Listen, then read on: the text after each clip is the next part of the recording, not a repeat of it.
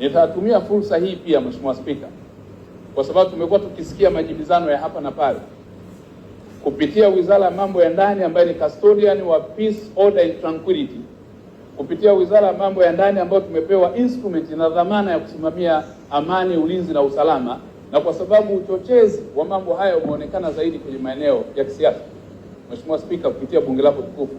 na mwelekeza IGP Wambura asitoe vibali kwa kazi zozote zitakazokuwa zinahusiana na kufanya mikutano ya hadhara katika kipindi hiki kwa chama chochote, iwe Chama cha Mapinduzi, iwe chama chochote kile. Kwa kipindi hiki ni vizuri turudi katika kuwaruhusu wananchi wajenge uchumi wa nchi yao. Ni katika kipindi ambacho tunahitaji kufanya kazi kwa ajili ya kuhakikisha kila Mtanzania, wafanyabiashara, wawekezaji wanafanya kazi yao kwa amani na utulivu. Nafanya hivi Mheshimiwa Spika kwa sababu